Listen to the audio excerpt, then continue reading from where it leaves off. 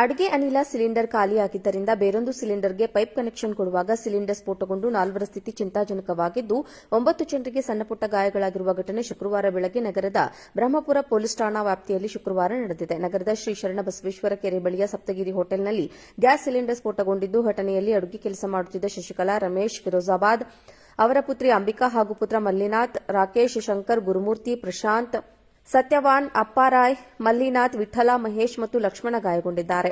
4ರ ಸ್ಥಿತಿ ಚಿಂತಾಜನಕವಾಗಿದೆ ಎಂದು ತಿಳಿದುಬಂದಿದೆ. ಸ್ಥಳೀಯ ಆಸ್ಪತ್ರೆಗೆ ದಾಖಲಿಸಿ ಚಿಕಿತ್ಸೆಯನ್ನು ನೀಡಲಾಗುತ್ತಿದೆ.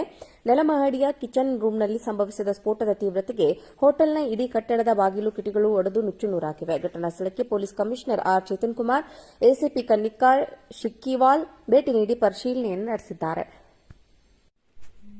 ಅಡುಗೆ ಅನಿಲ ಸಿಲಿಂಡರ್ ಖಾಲಿಯಾಗಿದ್ದರಿಂದ ಬೇರೊಂದು ಸಿಲಿಂಡರ್ಗೆ ಪೈಪ್ ಕನೆಕ್ಷನ್ ಕೊಡುವಾಗ ಸಿಲಿಂಡರ್ ಸ್ಫೋಟಗೊಂಡು 4ರ ಸ್ಥಿತಿ ಚಿಂತಾಜನಕವಾಗಿದ್ದು, 9 ಜನರಿಗೆ ಸಣ್ಣಪುಟ್ಟ ಗಾಯಗಳಾಗಿರುವ ಘಟನೆ ಶುಕ್ರವಾರ ಬೆಳಗ್ಗೆ ನಗರದ ಬ್ರಹ್ಮಪುರ ಪೊಲೀಸ್ ಠಾಣಾ ವ್ಯಾಪ್ತಿಯಲ್ಲಿ ಶುಕ್ರವಾರ ನಡೆದಿದೆ. ನಗರದ ಶ್ರೀ ಶರಣಬಸವೇಶ್ವರ ಕೆರೆ ಬಳಿಯ ಸಪ್ತಗಿರಿ ಹೋಟೆಲ್ನಲ್ಲಿ ಗ್ಯಾಸ್ ಸಿಲಿಂಡರ್ ಸ್ಫೋಟಗೊಂಡಿದ್ದು, ಘಟನೆಯಲ್ಲಿ ಅಡುಗೆ ಕೆಲಸ ಮಾಡುತ್ತಿದ್ದ ಶಶಿಕಲಾ, ರಮೇಶ್, ಫಿರೋಜಾಬಾದ್, ಅವರ ಪುತ್ರಿ ಅಂಬಿಕಾ ಹಾಗೂ ಪುತ್ರ ಮಲ್ಲಿನಾಥ್, ರಾಕೇಶ್, ಶಂಕರ್, ಗುರುಮೂರ್ತಿ, ಪ್ರಶಾಂತ್, ಸತ್ಯವಾನ್, ಅಪ್ಪಾರಾಯ್, ಮಲ್ಲಿನಾಥ್, ವಿಠಲ, ಮಹೇಶ್ ಮತ್ತು ಲಕ್ಷ್ಮಣ ಗಾಯಗೊಂಡಿದ್ದಾರೆ. 4ರ ಸ್ಥಿತಿ ಚಿಂತಾಜನಕವಾಗಿದೆ ಎಂದು ತಿಳಿದುಬಂದಿದೆ. ಸ್ಥಳೀಯ ಆಸ್ಪತ್ರೆಗೆ ದಾಖಲಿಸಿ ಚಿಕಿತ್ಸೆಯನ್ನು ನೀಡಲಾಗುತ್ತಿದೆ. ನೆಲಮಹಡಿಯ ಕಿಚನ್ ರೂಂನಲ್ಲಿ ಸಂಭವಿಸಿದ ಸ್ಫೋಟದ ತೀವ್ರತೆಗೆ ಹೋಟೆಲ್ನ ಇಡೀ ಕಟ್ಟಡದ ಬಾಗಿಲು ಕಿಟಿಗಳು ಒಡೆದು ನುಚ್ಚುನೂರಾಗಿವೆ. ಘಟನಾ ಸ್ಥಳಕ್ಕೆ police commissioner R. Chetan Kumar, ACP Kannikkal Shikkiwal ಭೇಟಿ ನೀಡಿ ಪರಿಶೀಲನೆಯನ್ನು ನಡೆಸಿದ್ದಾರೆ.